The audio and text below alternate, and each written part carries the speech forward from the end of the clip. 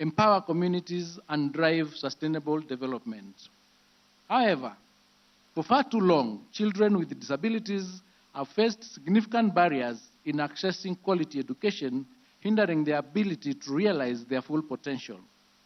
According to the National Survey on Children with Disabilities and Special Needs in Education conducted in 2018, approximately 11.4% of children aged between 3 and 21 in Kenya have disabilities. That percentage translates to 2,489,252 children, 2.4 and above.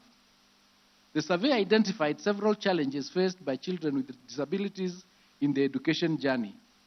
These include lack of accessible infrastructure, inadequate teacher training, and negative attitudes towards these children.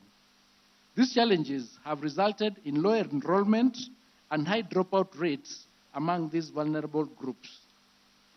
However, this issue is not unique to Kenya alone. It is a global crisis. An estimated 240 million children worldwide live with disabilities, and many face significant barriers to inclusive, quality education, often being left behind in their communities and in the education systems.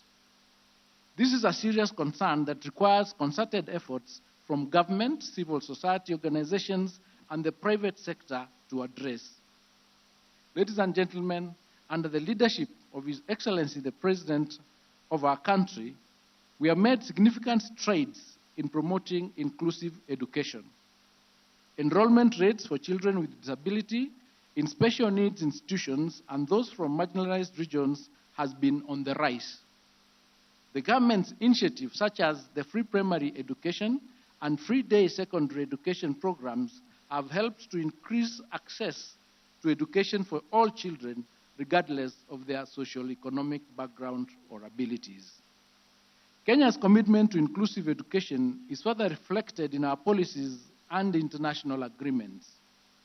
We are committed to the United Nations Convention on the Rights of the Child and the Sustainable Development Goals, SDG, especially SDG number 4, which aims to ensure inclusive and quality education for all.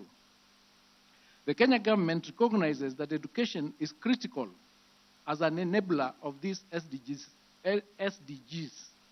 and is working towards ensuring that all our children, including those with disabilities, have access to quality education that prepares them for meaningful participation in society.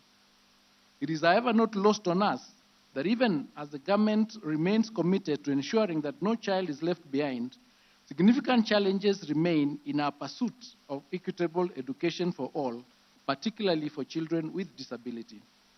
This is why initiatives such as the Inuka Scholarship Program are crucial to bridging these gaps and exemplifying the power of collective action. I therefore commend the KPC Foundation for walking the talk on inclusion and investing in students living with disabilities when few others would.